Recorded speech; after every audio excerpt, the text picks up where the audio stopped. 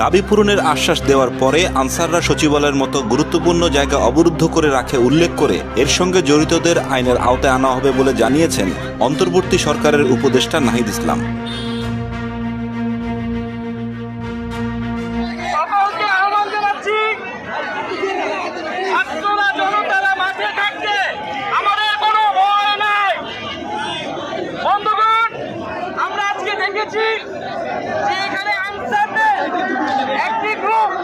তারা কিছু দাবি নিয়ে এসেছিল, আমরা তাদের সাথে কয়েক দফা কথা বলেছি এবং তাদের যে মূল দাবি সেই দাবিগুলো কিন্তু মেনে নেওয়া হয়েছিল। বেশিরভাগই তাদের দাবি ছিল যে তাদের যে 6 মাসের রেস্ট কোথা আছে, বিশ্রাম কোথা আছে, 3 বছর পর পর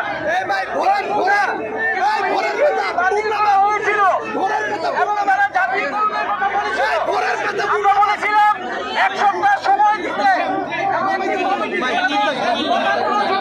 উপস্থাপন করতে, কিন্তু তারা আমাদের কোন কথা না শুনে এখানে সচিবালয়কে জিম্মি করে তারা একটা অরাজক পরিস্থিতি তৈরি করতে চেয়েছিল। আমরা ছাত্রদেরকে অভিনন্দন জানাচ্ছি, সাধুবাদ জানাচ্ছি।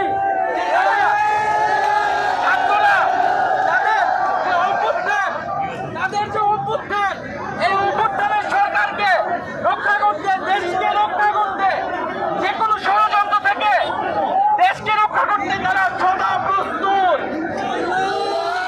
এবং আমরা মনে করছি এটি কোনো বৃহৎ পরিকল্পনার অংশ ছিল। কেন দাবি পূরণ করার পরও তারা এখানে সচিবালয়কে জিম্মি করে অস্থিতিশীল পরিবেশ তৈরি করবে, যেখানে একদিকে দেশে বন্যা সংকট চলছে, সারা দেশের মানুষ নোয়াখালী, ফেনী, কুমিল্লার জন্য ত্রাণ বিতরণ করছে, সেদিকে তারা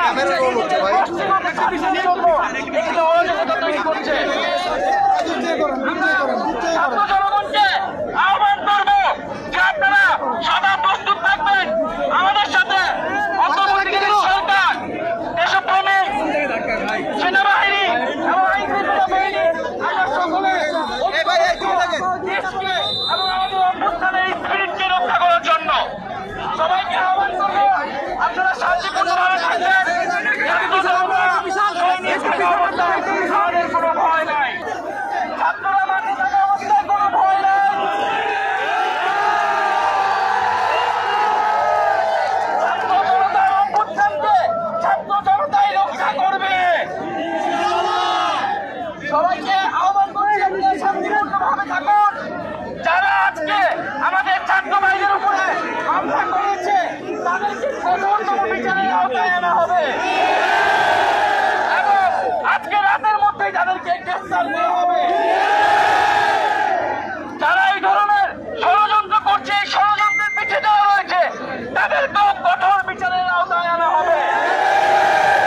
এবং সকলের প্রতি আহ্বান থাকবে, আজকে প্রধান উপদেষ্টা জাতির উদ্দেশ্যে ভাষণ দিয়েছে, সবাইকে ধৈর্য ধরার আহ্বান জানিয়েছে।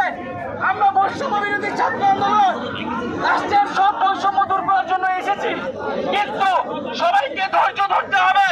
অস্থিতিশীল কোনো পরিবেশ তৈরি করতে চাইলে সচিবালয় ঘেরাও করে, জিম্মি করে কোনো দাবি আদায় করা যাবে না। আমরা সকলের যৌক্তিক দাবি শুনবো, কিন্তু কোনো অযৌক্তিক পন্থায় কাউকে জিম্মি করে কোনো গোষ্ঠীগত কাহিনী শান্ত আদায় করতে আসলে তা ছাত্র জনতা প্রতিহত করবে।